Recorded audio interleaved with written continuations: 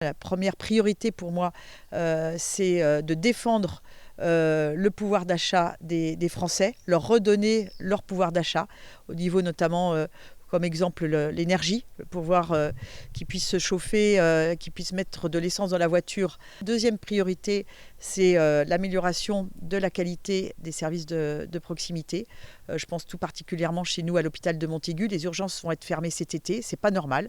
Et troisième priorité, c'est la défense de notre souveraineté et de notre identité. Ça, c'est aussi très important, c'est-à-dire redonner plus de puissance et plus d'aura à tout ce qui est régalien en fait. C'est la justice, tout ce qui concerne nos forces de l'ordre. On veut en fait que les travailleurs soient réellement à leur place, à diriger un peu plus leur vie, leurs entreprises et qu'ils puissent prendre à terme leur proposer un parti réellement travailleur. Le capitalisme va réussir à nous enterrer et il faut qu'on puisse résister par rapport à ça.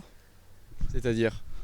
C'est-à-dire en faisant des grèves, pourquoi pas générales, parce qu'il en faut, donner plus la parole aux salariés, aux ouvriers. Faire des actions, pourquoi pas non plus.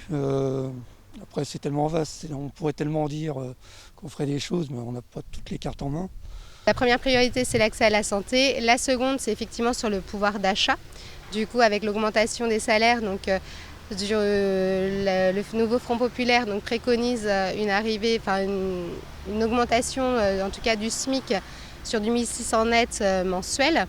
Alors c'est un chiffre qui visiblement fait peur, du coup pose question. On est sur un secteur qui est effectivement avec beaucoup d'entreprises, TPE, PME, et ensuite d'accompagner les entreprises qui seraient moins en mesure en tout cas de pouvoir accéder à ce choix-là, en tout cas de prime abord, et donc de faire aujourd'hui du cas par cas. Ma priorité, ce serait pour la jeunesse d'une partie, parce que la jeunesse a besoin de visibilité. C'est eux les vrais citoyens de demain. C'est eux qu'on doit donner une visibilité pour demain. Les jeunes ont perdu de l'espoir. Il faut leur redonner de l'espoir. Après la jeunesse, il ne faut pas oublier nos aînés qui ont travaillé tout le temps, qu'il faut les accompagner. Il ne faut pas oublier aussi les PME, les TPE aussi, qui sont les bassins de notre bocage. Il faut continuer à les écouter pour qu'ils aient aussi de confiance et de visibilité de demain. Et à côté, n'oublions pas nos agriculteurs qui, depuis des mois, ils se sont battus pour vivre pleinement de leur boulot. Mes priorités, on est là aux urgences de Montaigu. La population de Montaigu-Vendée subit depuis longtemps des problèmes de H24 d'urgence. Ils n'en ont pas. Donc on a par moment des médecins urgentistes, d'autres fois pas. Il y a une population qui évolue, qui grandit sur la région.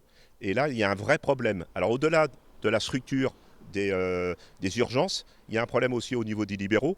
Sur le territoire de la 4e circonscription, il manque de médecins. On voit sur le pays de Mortagne, il manque des médecins, il manque des dentistes. Et là, c'est un vrai problème.